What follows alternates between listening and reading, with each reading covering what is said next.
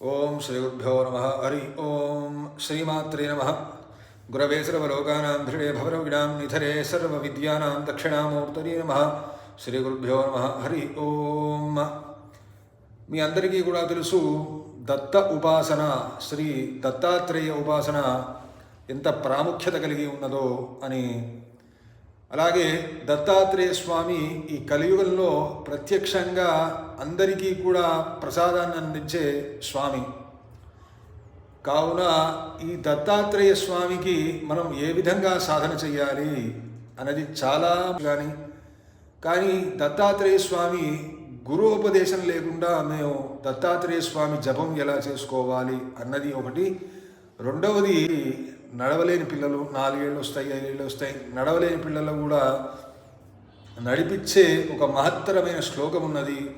ఈ శ్లోకము ఎటువంటి వయస్సు వాళ్ళైనా సరే, చిన్న పిల్లలనే కాదు, ఎటువంటి వయస్సులో అర్ధాంతరంగా ఇప్పుడు పెరాలసిస్ అని లేదా కాళ్ళు పడిపోవడం అని అట్లాంటిది వచ్చినప్పుడు అది ఆ శ్లోకం పారాయణం చేస్తే ఎవరైతే ఒకవేళ వాళ్ళకు ఓపిక ఉంటే వారితోనే చేయించవచ్చు. పిల్లలైతే తల్లిదండ్రులు చేసి వారికి ఆ తీర్థం ఇవ్వచ్చు.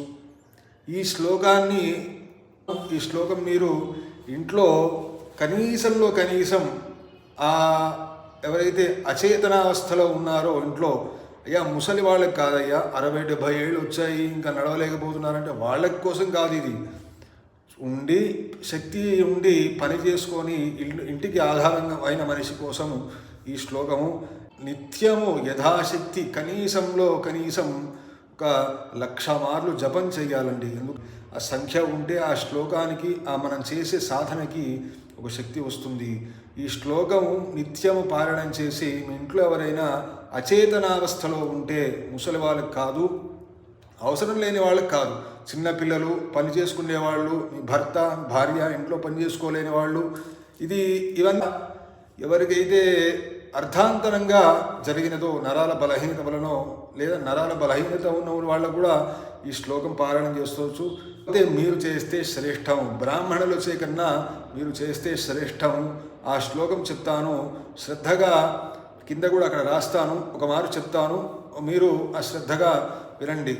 ఓం యాయ నమః అనుకుంటూ ఒక 108 సార్లు జపం చేయండి. ప్రథమం చేసిన తర్వాత ఈ విధంగా శ్లోకం చెప్పుకోండి. మనసులో మీ గురువుని తలుచుకోండి. గురువు లేదా శివుణ్ణి, శివాయ గురవే నమః, గురువుని తలుచుకోండి. తలుచుకున్నాక ఈ శ్లోకాన్ని ఇలా పఠించండి. ఓం దత్తాత్రేయాయ నమః. ఓం అచేత్యశ్చేతనాధార చేతనా చిత్త విక్రయ చిత్తాత్మా చేతనా రూపో లసత్ పంకజలోచన. ఇంకొకసారి చెప్తాను. అచేత్యశ్చేతనాధార చేతనా చిత్త విక్రయ చిత్తాత్మా చేతనా రూపో లసత్ పంకజలోచన. ఇది సహస్రనామంలో దొరుకుతుందండి. ఈ శ్లోకాన్ని మీరు కనుక నిత్యం పారాయణ చేస్తే కనీసం 1,00,000 అనుకున్నారు సంఖ్య, రోజుకు 1000-2000 చేసుకుంటూ 1,00,000 పూర్తి చేయండి. దీనికి నిష్ఠ నియమాలు ఏమీ లేవు. మీరు ఈ పారాయణం యథాశక్తి చేసుకోవచ్చు.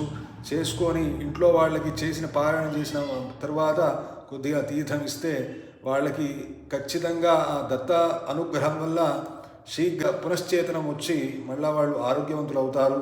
ఓం దత్తాత్రేయాయ నమః. నమ్మి చెయ్యండి, దత్తాత్రేయుని నమ్మి చెయ్యండి. సర్వం శ్రీ దత్తార్పణమస్తు.